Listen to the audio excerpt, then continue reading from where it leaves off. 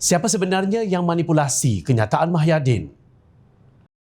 Tindakan Pengerusi Perikatan Nasional PN Tan Sri Mahyadin Mak Yassin yang didakwa mengeluarkan fatwa bahawa haram mengundi calon Pakatan Harapan PH Suhaizan Kayat dalam pilihan raya PRK Parlimen Pulai disifatkan sebagai sesuatu yang mengejutkan.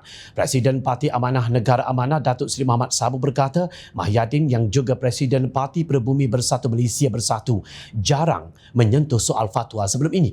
Saya tak sangka Mahyadin orang yang saya hormat, saya jarang sentuh dia.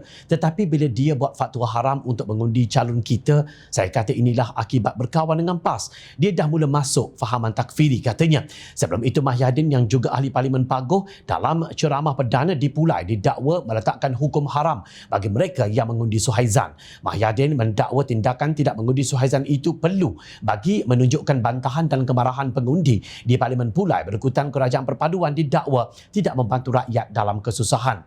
Kini Mahyadin cuba menafikannya dengan berkata ada pihak yang memetik ucapannya dalam ceramah di Pulai pada 2 September lalu di luar konteks. Ucapan saya panjang, saya menyentuh pelbagai isu dihadapi oleh rakyat pada masa ini, terutama sekali bebanan kos sara hidup yang gagal ditangani dengan baik oleh Kerajaan PH Pakatan Harapan. Kerana itu saya menyeru kepada pengundi-pengundi di Parlimen Pulai supaya jangan memberi undi kepada calon PH Suhaizan Kayat, katanya dalam satu kenyataan pada Ahad. Jelas Mahyadin kononnya beliau tidak mengeluarkan fatwa hukum syarak bahawa haram mengundi calon PH. Saya hanya secara berkias menyebut saya bagi hukum haram dengan tiada niat bahawa ia adalah fatwa hukum syarak kerana saya tahu apa yang saya sebut itu bukanlah fatwa hukum syarak. Selepas itu saya menyebut ada esok ni yang mencabar saya ni ikut fatwa mana, katanya. Tambahnya sebagai seorang yang faham tentang hukum hakam agama, beliau tidak boleh sewenang-wenangnya mengeluarkan sebarang fatwa agama. Apatah lagi di negara kita terdapat badan-badan tertentu seperti Majlis Fatwa Kebangsaan yang mempunyai bidang kuasa untuk mengeluarkan fatwa selepas mengadakan muzakarah dengan para ulama dan ilmuwan yang pakar dalam bidang-bidang berkaitan. Saya percaya hadirin yang mengikuti keseluruhan ucapan saya semasa ceramah tersebut faham maksud saya, katanya menerusi Facebook pada Ahad lalu. Menurutnya berdasarkan respon hadirin pada malam itu, beliau yakin mereka tidak mengambil kenyataan secara serius sebagai satu fatwa agama. Saya percaya ucapan saya telah diambil secara di luar konteks dan dimanipulasi oleh pihak-pihak tertentu untuk mengelirukan orang ramai, ujarnya.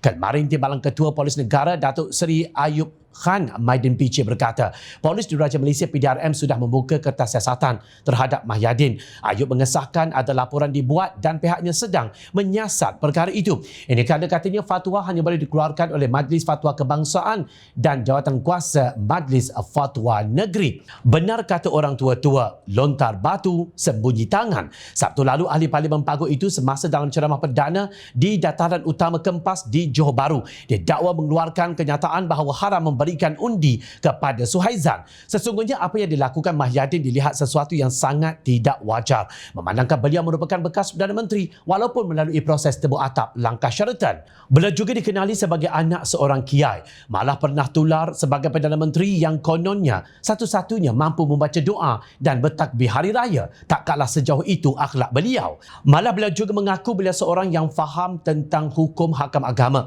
Beliau tidak boleh sewenang-wenangnya mengeluarkan sebarang fatwa agama. Tapi kenapa pula berkias tentang hukum hakam itu dengan sewenang-wenangnya? Ada benarnya yang diperkatakan Datuk Seri Mohamad Sabu bahawa beliau sudah mula termasuk ke dalam perangkap fahaman takfiri PAS. Tolonglah rakyat Malaysia, apapun perbezaan pandangan, kita jangan cop orang ini terkeluar Islam, orang ini pula ahli syurga atau orang ini ahli neraka. Siapa kita untuk berbuat demikian? Ingat, rakyat sentiasa memerhati